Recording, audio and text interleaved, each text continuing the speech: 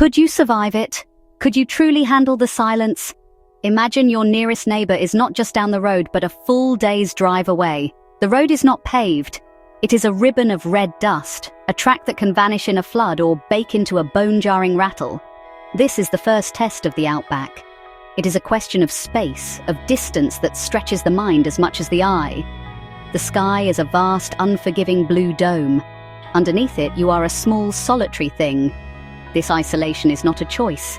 It is a fundamental condition of life, a constant companion that shapes every decision, every thought, every breath you take in this ancient, weathered land.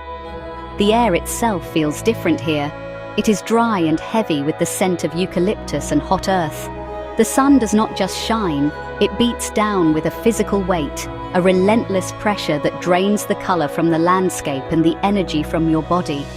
The climate is a master you must obey. You learn to live by the sun's schedule, rising before its first fierce rays and seeking shelter in the searing heat of midday. The silence can be profound, a deep, humming quiet that is broken only by the call of a bird or the drone of a fly.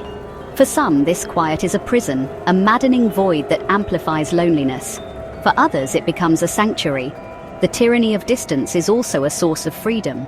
It strips away the unnecessary, forcing you to rely on yourself, on your own strength and ingenuity, in ways you never thought possible.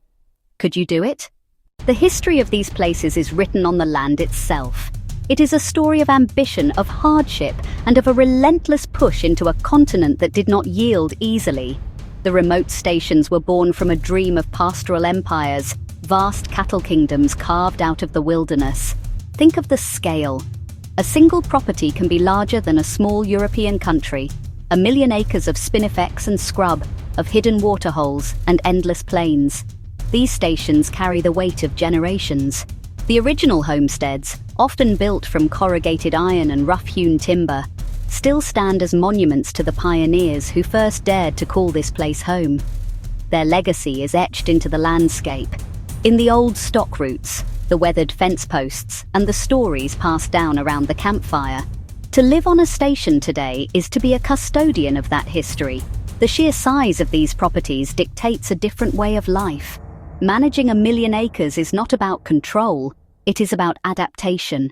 Mustering cattle can take weeks, a massive logistical operation involving helicopters, motorbikes, and skilled stockmen who know the country like the back of their hand.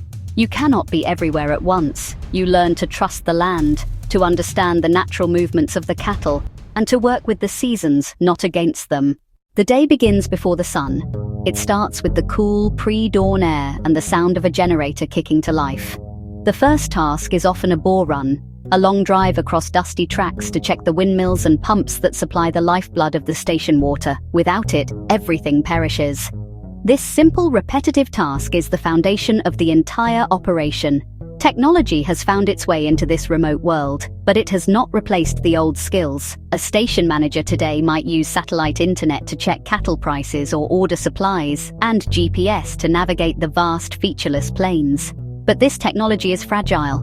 It can break down, lose its signal, or be rendered useless by the fine red dust that gets into everything. The most important tool remains a sharp mind and a pair of capable hands. Problem solving is the core of the job. Every day brings a new challenge. A vehicle breaks down hundreds of kilometers from the workshop. There are no specialists to call, no easy solutions. You become a mechanic, a veterinarian, a plumber, and a medic all in one. You learn to improvise, to make do with what you have. The day ends as it began, under a changing sky. You sit on the veranda, a cup of tea in hand, and watch the stars emerge in the dark, unpolluted sky. It is a life of relentless effort, but it is a life with clear and undeniable purpose. In the Outback, community is not a convenience, it is a lifeline. When your nearest neighbor is hours away, that relationship takes on a profound significance. A voice on the two-way radio, a shared cup of tea during a rare visit, a helping hand during a muster.